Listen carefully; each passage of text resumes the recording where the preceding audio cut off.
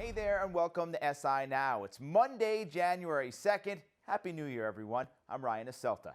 After a weekend filled with some phenomenal bowl games, what better way to ring in the new year than to talk with some of the NCAA's all-time greats? The College Football Hall of Fame recently inducted 16 new members at a star-studded gala. NFL Hall of Famer Derrick Brooks had his name called in New York, and I had a chance to sit down with the former linebacker who reflected on his college career at Florida State and his Super Bowl winning run with the Tampa Bay Buccaneers.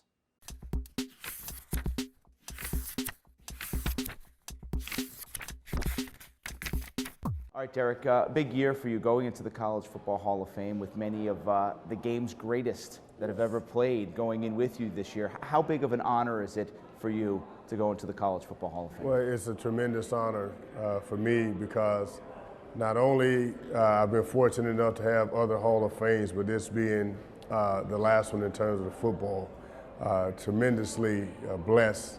And the classmates that I'm going into a classmate with guys that played 20, 25 years before me.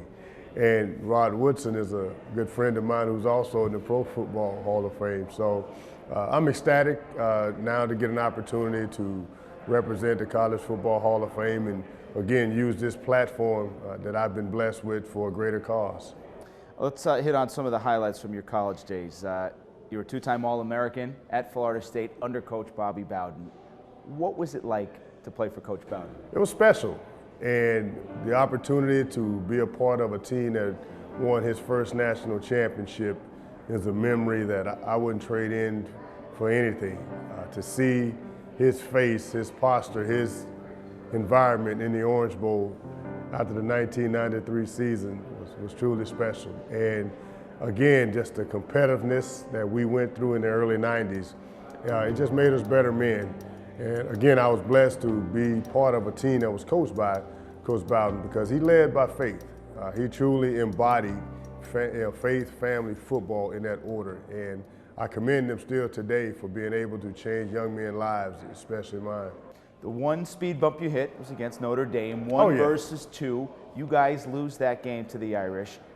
How much did that loss almost help you refocus and kind of get back to playing the type of football you had played earlier in the year for the stretch? Yes, that was a lesson for all of us. I think it was the first time really in my college career that I truly learned humility from a team standpoint. We had crossed that line of confidence versus cocky, and that game showed us we'd crossed that line. You know, we just got a little bit outside of ourselves, and I think I look back now, that was probably the first lesson that I learned the difference between being confident versus being cocky, and Notre Dame humbled us. I think leaving that stadium, it did refocus us. We did get a little bit of help the following week. Final polls came out. We knew we were in the position that we earned, and that was to play for a national championship in January. Little did you know you had another championship team you were going to join. You go get drafted by the Bucs, who had been the laughingstock of the NFL. You come into the league with Warren Sapp. What were those early days like with Sapp, with the Bucs, a team that had struggled for so many years, to try to, turn it in a different direction? Wow, man, you said that painful, and I think I just got a shiver. But for me, I embraced the opportunity. Personally, I had a chance to stay in the state of Florida. Growing up in Pensacola, going to FSU, now I get drafted by one of our state teams. So from that side, I was excited. My family still get an opportunity to see me play. And then I get there, and the culture is very different than what I was used to in Tallahassee. But I wasn't going to bow down to that culture. I was, a rebel with an attitude, so to speak. We're going to win. We're going to win now. It's not a matter of, okay, we're competing. No, we're going to compete and win. Obviously, you were anchored on your defense. It took a couple years to get that, to get to that level. You had a couple close calls in the playoffs, but ultimately, the defense during the Super Bowl run, the 2002 run, one of the greatest of all time. When you look at that group, that team, that season, was that the greatest defense in NFL history? Oh, I'll put ourselves up there when you talk about a season, but I've had this conversation before. The only organization that I humbly take a back seat to is the Steelers of the 70s. Because they got 3 or 4 rings to back up their performance, and we don't. But you look at the stretch of really 6, 7, 8 years, our defense was dominant. And that's why I'll stack us up as a close number 2 when you talk about that type of dominance. Over a season, the 85 Bears is a defense that's going to come to mind, in the 2000 Ravens. But the difference between our defense and theirs is we score points. And we were embodied by that. So I put us up there with anybody. The stats speak for themselves, and I fell in love with that process of really seeing what it was like. We went from probably one of the lowest points in our organization with the firing of Tony Dungy to winning the Super Bowl 8 months later with a dynamic coach such as John Gruden. So the things that we did to overcome our own selves that season is something that, again, I pat my teammates on the back for. When you think back at this illustrious career, you're a Pro Football Hall of Famer, a Super Bowl champion, now a College Football Hall of Famer. Is there a greatest moment? There's a lot to choose from, Derrick. Do you have a greatest moment that you're most proud of in your career? You know, I try to appreciate each one for their own merit. I don't want to say one is better than the other, because I don't want to cheapen or lessen that moment for me or my experiences. They all deserve to sit out on their own, and they all deserve to sit right there. But I'm going to always look at the work that I do away from football as bigger than the football moments, and even though football gave me the platform to accomplish those moments. So when I'm talking to kids and I'm empowering education and I'm embracing those opportunities, they're going to always stand above what I've done on the football field and that accomplishment, because that gives me an opportunity to pour in someone else's life. Derrick, thank you and congratulations. Thank you very much.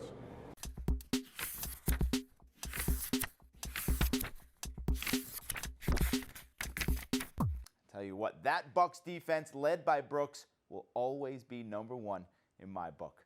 All right, now to a College Football Hall of Famer, National Football Foundation chairman, and arguably the most famous football dad in the game, Archie Manning. I had a chance to sit down with Archie and talk about a topic that he's extremely passionate about: the future of football in America.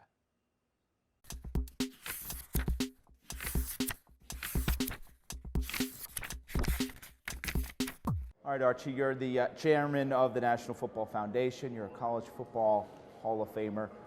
What is this day? What does it mean to you to be a part of the foundation, and what it represents when you're honoring some of the greats of the game today? Well, I was fortunate enough to be inducted in the College Football Hall of Fame in 1989. I'd been to the banquet a couple of times before. My old college coach, Coach Johnny Vaught, went in. It's always been a great affair, but not too long after that, I was asked to join the board. And there really wasn't much Southern representation on the board at that time. It seemed like most things, it was up here, the offices were up here in the east. So I gladly did that. So that's been 24 years ago. 9 years ago, I was asked to be chairman, and it's really been a labor of love. I say we are what's good about football, you know, and we induct people into the College Hall of Fame, and that's a great event. The NFL's been dealt with a lot of issues. One of them, obviously, is the injuries to players, head injuries especially. You're someone who took a lot of hits during your times in the pros. Is Roger Goodell doing enough to protect the players in this day and age? I think everyone is, I'm really proud of the effort that everyone associated with football has taken over the last 4 or 5 years. Our game certainly has been under attack, maybe rightfully so, because it was just the way we were treating head injuries there for a while. It wasn't right. But I think everyone's taking great steps. The NFL has just virtually eliminated the targeting and the missiles and those hits. They find the stew out of you for hits like that, which you got to continue to do. I think players are waking up to that, especially some defensive backs, defensive players saying we just can't do that anymore. Tell us quickly about your boys. Peyton, obviously, things a little different. He's retired. He's got a lot more time on his hands. What's he been up to? Are you hearing a lot more from him these days? He's not as He's real busy? busy. Yeah, Peyton's real busy. He's settled in Denver, and you know, before I don't think he really knew that city. He was grinding and playing football, and he's just he's kind of setting up shop. Quick story, Thanksgiving, he sent me a picture, and he had played in a little turkey bowl game with his neighbors and friends and their kids, like so many of us do. That's a great thing for Thanksgiving. I used to do it when I was growing up. We have a little turkey bowl game. So I said, "You're officially retired if you're playing in a turkey bowl game." And I'm not sure. I think he had to play center that day. I don't know if he played. So he didn't play quarterback in the turkey bowl or not. So anyway, Peyton's doing fine. How about Eli? 35 years old, 13th season in the league now. Has he talked about the future? How much longer he wants to continue? Yeah, I don't think playing? Eli wants to settle. You know, Eli feels good. I think you know, the last couple of years under Ben McAdoo, Eli's been a better quarterback, and he's like a lot of. You see the way Tom Brady and Drew Brees are playing at even an older age than Eli. These guys now, Eli feels good. He's throwing the ball good. So, but in this game, you got to take it. You knock on wood. Eli's been so fortunate to kind of answer the bell every week and be not miss time, and so he's been very fortunate. Let me ask you about another quarterback who spent time in the Manning passing camp, and that's Dak Prescott. How impressed have you been with what he's been able to do, not only as quarterback of the Dallas Cowboys, but as a rookie to accomplish what he's done so far? It's really remarkable what Dak has done. Now, we had him 2 years. We have about 40 college quarterbacks that come and work. And Dak was special. I kidded Dak. I said, you know, Dak, out of the 40 guys, you're really my favorite, but I can't tell anybody that because you're from Mississippi State, which is the rival of Ole Miss. He's a great young man first. He's smart. He had good coaching in college. I feel bad for Tony Romo because, you know, that Cowboy team has just come together. It's so good. The old line is so good. Great running back. They had good receivers. Everybody's playing better. They're controlling the football. But Dak's doing his job and then even excelling. So just a great start for him. He's a really good football player and a good human being. Thanks, Archie. Okay, thank you.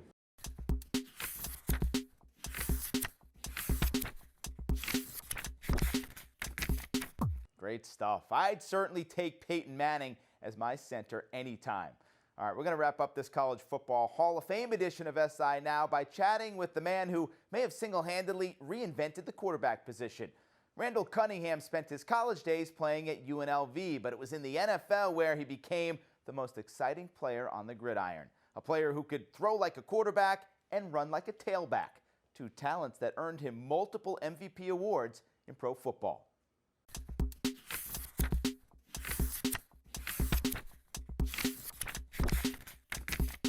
A special week here in New York for you, going into the College Football Hall of Fame. Just the second player ever from UNLV to do that. When you look back at your days from UNLV, is there one memory that sticks out that you hold with you from your time there? You know, there is. As a matter of fact, the memory that stands out in my mind is my last game at home at Sam Boyd Stadium. And I remember Coach Harvey Hyde. He came in and he called all the seniors right before the game. He called us all in the room, just us. And he looked at us and he said, you know, I've really enjoyed coaching you guys. This is your last college game. And he got teary-eyed, and we all got teary-eyed. He says, I trust you guys. I've loved coaching you guys. You guys have made me a happy coach, and you've done great. Go out there and have fun. And we're kind of sitting there very sentimental, very emotional. It's like, man, that's our dad, you know? And I will always remember Coach Hyde just really encouraging us, and that's the man that he is. You get drafted in the second round of the '85 draft by the Eagles, kind of a novelty quarterback at the time. It is a quarterback who throws like a quarterback, runs like a running back. Little did we know that you were really revolutionizing the game. Did you create what's become the modern day quarterback? You know, many people don't realize, but when I went out to play, I just wanted to have fun. You know, I wanted to be a superstar. I wanted to make a lot of money. And my focus was really on becoming the greatest. And I didn't set like a whole bunch of goals besides the Super Bowl. And so when I played, I kind of just did everything, but I didn't want to get hit by big 350-pound linemen, so I didn't stay in the pocket. My thing was, is if they're coming and they're free, I'm not going to let them hit me. So I would move around and try to buy time, and thank God, you know, I had a little speed back then, and I was able to move around and create a different type of a play from the quarterback position, and it really helped our team. Let's talk about your time with the Vikings. In '97, you go to Minnesota. In '98, you lead the Vikings to a 15-1 record, though you guys come up short in that NFC Championship game. How much did that sting at the time, and how much does it still sting now, that loss, one step away from the Super Bowl? You know, I think, you know, going 16-2, you know, we set records. So I focus on a lot of the positive things. You know, we set the record for the most points scored in the history of the NFL. I was an MVP of the league again. We had many guys in our team make it to the Pro Bowl. We did some great things. So the loss to Atlanta was difficult. But you know what? I'm sitting here in the College Football Hall of Fame, so I'm pretty excited about it. It's like the icing on the cake. Good ball, man. It's good, Crash. And you got to say, he gives you an indication, then give him the ball. Don't throw it just... I know you're doing great things post-football now. Still in the game, but post-career-wise. You're coaching high school football. Let me ask you about the health of the game. I talked a lot with Archie about that. The health of football, it's been under attack the last bunch of years. You spend a lot of time with young football players. How would you describe the health of football in America right now? I think the health in football, it's different. Kids are different nowadays. I think back in the day we were tough and rugged and hardcore, but they've got many gadgets with this technology nowadays, so they do a lot of different things. But I think football is still a game that people are crazy for. I think that it's going to be a big game. I think it's going to be more internet driven, which is pretty cool, so it gives another outlet. But I think the game is still a great game. How hard is it for you to be a high school coach when you played in a different era? Like you said, hard nose, tough it out, you know, you got your bell rung, get back in the game. Nowadays, as a high school coach, you can't coach that same way that you were coached as a player. How tough is that? It's totally different. I mean, I remember we had 60, 70 players on our team back when I was playing, you know, and it was like there weren't so many distractions. Nowadays, you know, it's just there's so many distractions in the sport, but I still love coaching the kids. Just their mentality is different. They don't want it, some of them don't want it as much as we did. Some of us, we were trying to come up out of the ghetto, or we were trying to come up out of the projects or whatever, and we just wanted to make it. But I think kids are really entitled nowadays. So it really takes special kids, and I thank God we have some special kids at Silverado High School. Played college football at UNLV. You coach high school football in Las Vegas. You're a pastor. You're ingrained in the community there. Can an NFL team work in Las Vegas? Yes, and I'd be glad to be the chaplain for the team.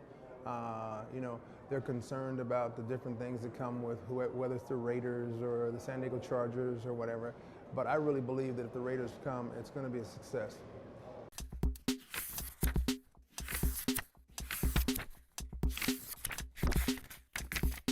And that's going to do it for this Monday episode of SI Now. We'll see you back here tomorrow with more interviews from the College Football Hall of Fame induction ceremony. It all happens at 1 p.m. Eastern. Until then, stick with SI.com and don't forget to follow us on Twitter at SI Now Live. Have a great day and Happy New Year.